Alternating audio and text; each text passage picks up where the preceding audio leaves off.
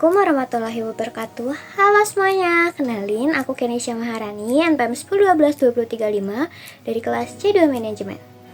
Pernah nggak sih kalian bertanya-tanya kenapa sebuah perusahaan atau seseorang bisa mengambil keputusan untuk menjalankan sebuah proyek? Jawabannya ada di konsep capital budgeting. Maka dari itu, di sini saya akan membahas lebih dalam mengenai capital budgeting. Mengapa capital budgeting itu penting dan bagaimana proses pengambilan keputusan yang baik dan benar. Capital budgeting itu apa sih? Capital budgeting adalah proses perencanaan pengeluaran atas aset yang arus kasnya diperkirakan akan terjadi di atas periode waktu 1 tahun yang bertujuan untuk memilih investasi mana yang bisa menambahkan nilai perusahaan. Lalu, apa sih tujuan dari capital budgeting? Capital budgeting bertujuan untuk menilai kelayakan proyek yang berpotensial, seperti pembukaan proyek baru, pembelian aktiva tetap, dan pengembangan cabang.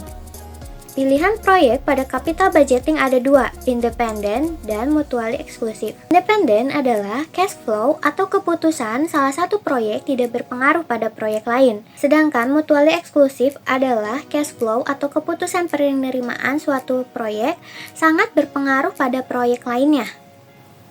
Metode analisa pada capital budgeting ada 4. Yang pertama, NPV atau Net Present Value. Yang kedua, ada PBP atau Payback Period. Yang ketiga, ada IRR atau Internal Rate of Return. Lalu yang terakhir ada PI atau Profitability Index.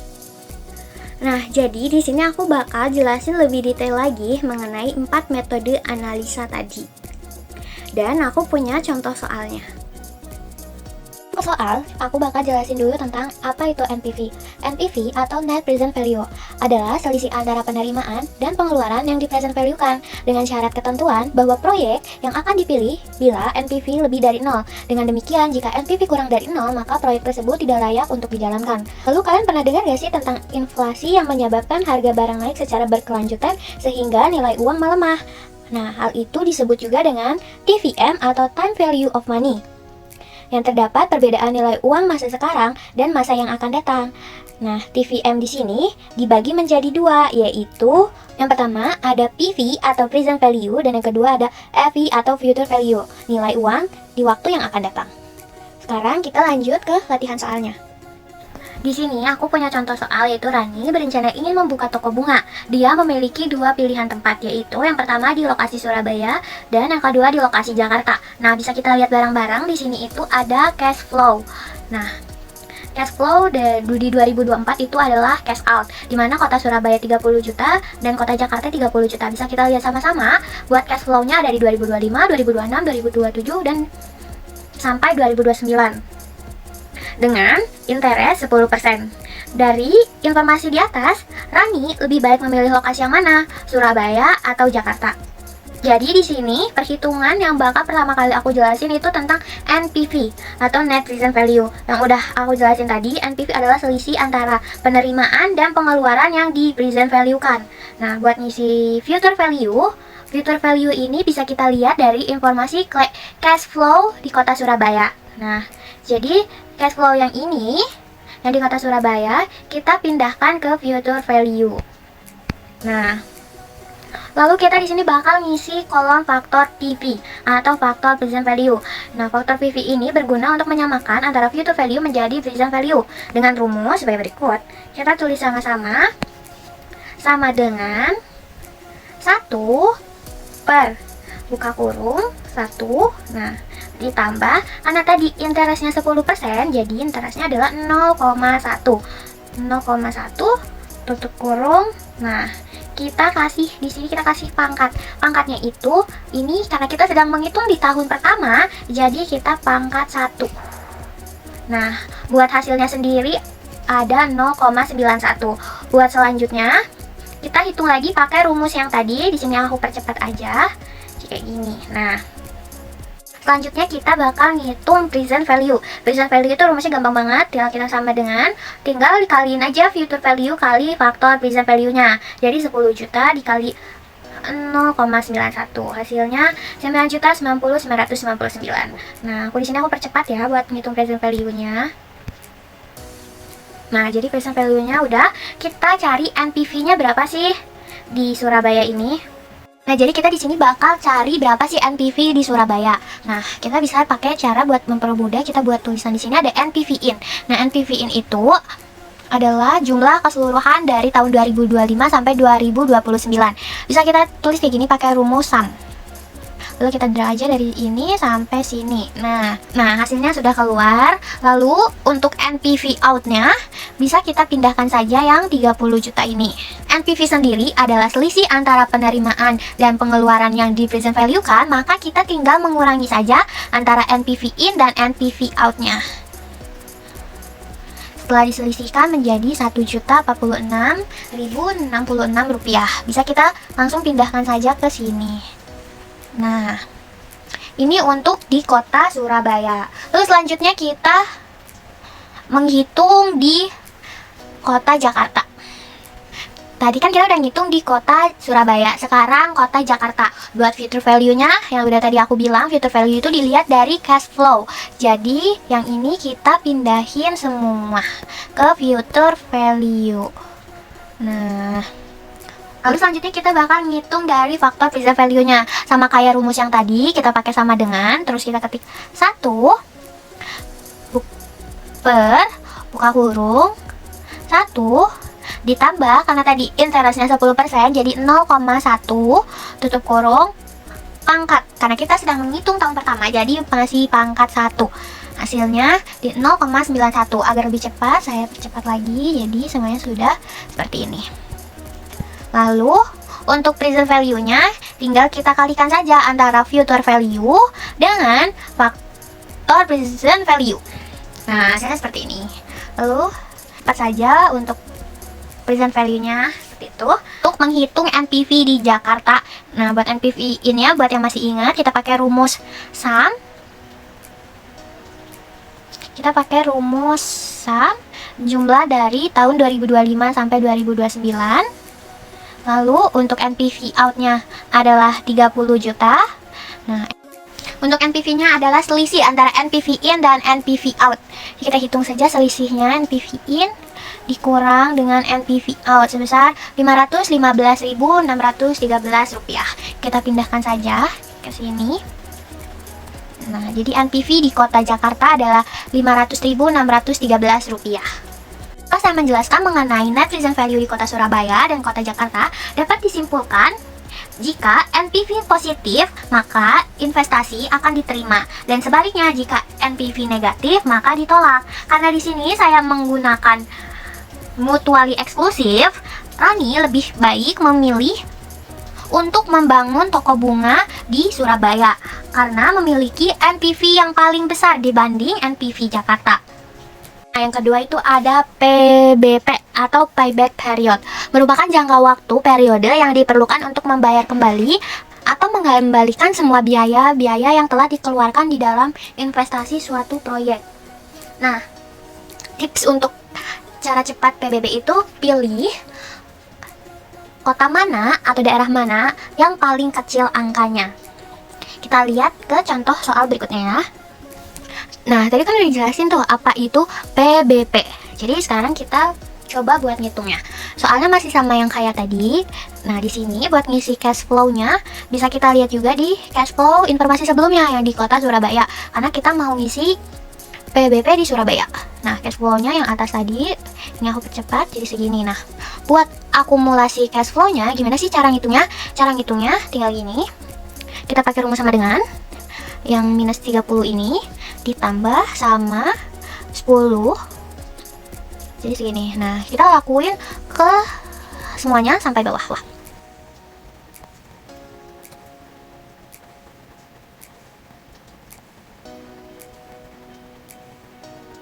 Nah, udah kan ngasilin dari akumulasi cash flow-nya. Nah, kita hitung PBP di Surabayanya berapa. Nah, tadi kan sebelumnya ada rumus PBP, yaitu PBP sama dengan jumlah tahun sebelum pelunasan penuh ditambah biaya yang belum dilunasi pada awal tahun per arus kas sepanjang tahun pelunasan penuh. Nah, di sini bisa dipersingkat lagi jadi A ditambah B per C. Nah, buat A-nya itu kan tadi itu ada jumlah tahun sebelum pelunasan penuh. Jadi jumlah tahun yang ini, karena tahun keempat itu kita udah nggak minus lagi, jadi kita milih tahun ketiga. Jadi di sini kita tulis 3. Nah, buat yang ini, buat B-nya itu kan tadi biaya yang belum dilunasi pada awal tahun. Nah, kan lunasnya tuh di tahun keempat, jadi biaya sebelumnya yaitu 3 juta. Jadi B-nya itu adalah 3 juta. Nah, udah gitu buat yang C-nya itu tadi kan arus kas sepanjang tahun pelunasan penuh. Berarti pelunasan penuhnya itu ada di sini di cash flow yang keempat, yaitu 7 juta. Jadi kita tulis di sini 7 juta. Nah, buat perhitungannya kita bisa tulis.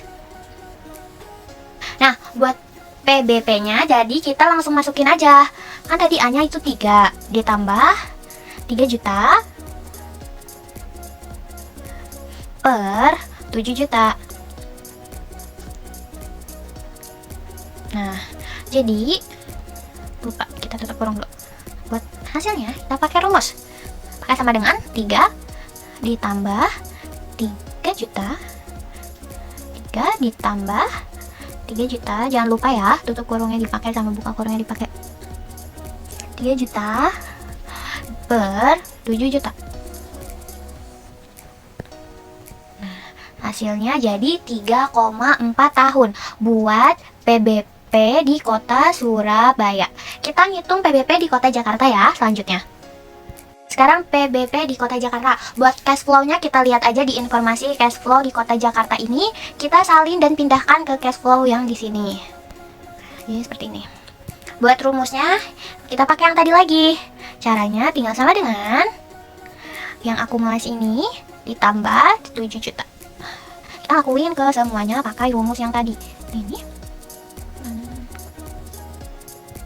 Nah, setelah kurang udah, kita ngitung PBP di Jakartanya. Langsung aja kita masukin angka-angkanya. A itu kan tadi jumlah tahun sebelum pelunasan hutang. Nah, jumlah tahun pelunasan hutang itu ada di tahun ketiga. Jadi kita di sini tulis saja angka 3. Lalu di sini ada B. B itu tadi biaya yang belum dilunasi pada awal tahun. Nah, kan tadi ini lunasnya nih ada di tahun keempat nih. Sebelumnya ada 8 juta minus 8 juta. Kita tulis. Buat C-nya itu arus kas sepanjang tahun pelunasan selama tahun pelunasan penuh. Nah, arus kasnya di sini ada di 9 juta. Kan kita masukin aja ke rumusnya. Rumusnya kan tadi itu A-nya 3 ditambah 8 juta terus per 9 juta. Nah, jangan lupa ininya tuh kurungnya. Kita masukin aja rumusnya. Langsung pakai sama dengan 3 ditambah kurung 8 juta